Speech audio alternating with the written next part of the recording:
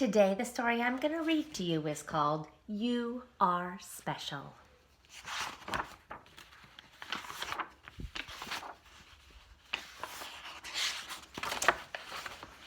The Wemmicks were small wooden people. All of the wooden people were carved by a wood carver named Eli. His workshop sat on a hill overlooking their village. Each Wemmick was different. Some had big noses, others had large eyes. Some were tall and others were short. Some wore hats, others wore coats, but all were made by the same carver and all lived in the village. And all day, every day, the Wemmicks did the same thing. They gave each other stickers.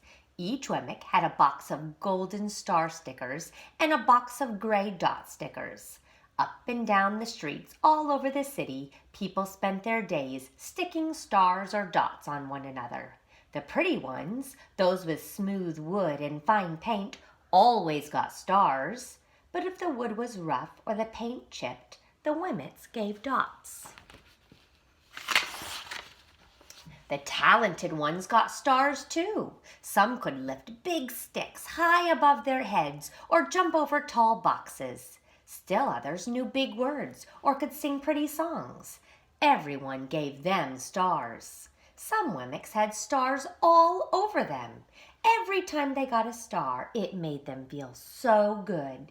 It made them want to do something else and get another star. Others, though, could do little. They got dots. Punchinello was one of those. He tried to jump high like the others, but he always fell. And when he fell, the others would gather around and give him dots.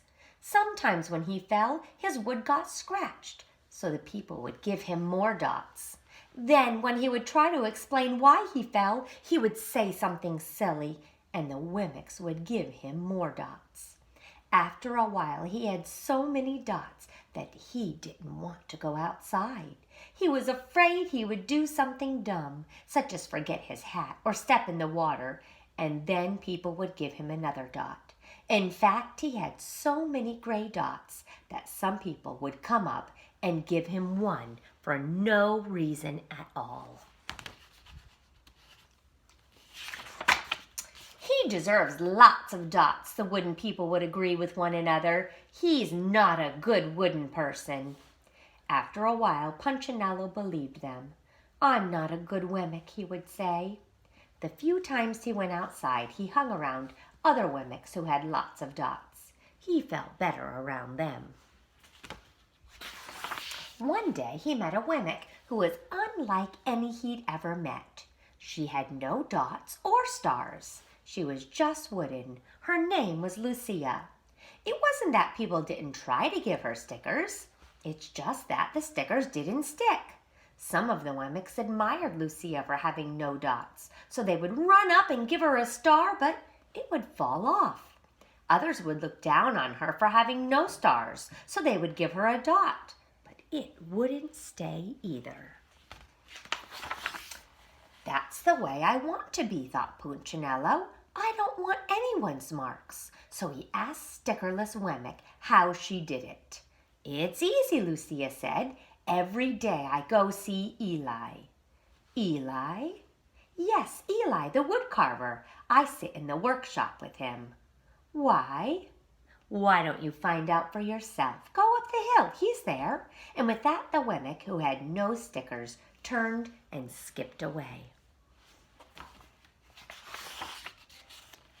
But will he want to see me? Punchinello cried out. Lucia didn't hear, so Punchinello went home. He sat near a window and watched the wooden people as they scurried around, giving each other stars and dots. It's not right, he muttered to himself, and he decided to go see Eli. He walked up the narrow path to the top of the hill and stepped into the big shop. His wooden eyes widened at the size of everything. The stool was as tall as he was. He had to stretch on his tiptoes to see the top of the workbench. A hammer as long as his arm.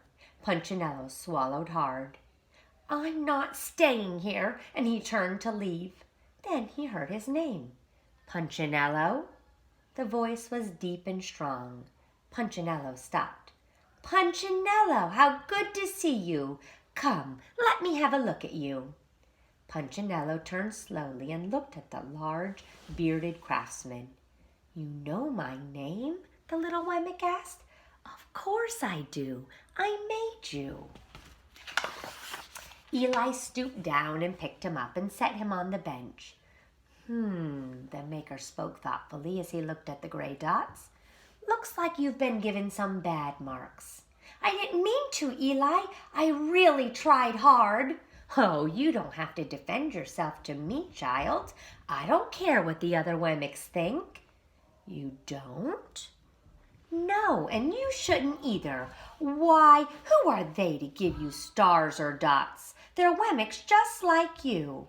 What they think doesn't matter, Punchinello. All that matters is what I think, and I think you're pretty special. Punchinello laughed. Me? Special? Why? I can't walk fast. I can't jump. My paint is peeling. Why do I matter to you? Eli looked at Punchinello, put his hands on those small wooden shoulders, and spoke very slowly. Because you're mine. That's why you matter to me. Punchinello had never had anyone look at him like this, much less his maker. He didn't know what to say. Every day I've been hoping you'd come, Eli explained. I came because I met someone who had no marks, said Punchinello. I know, she told me about you. Why don't the stickers stay on her?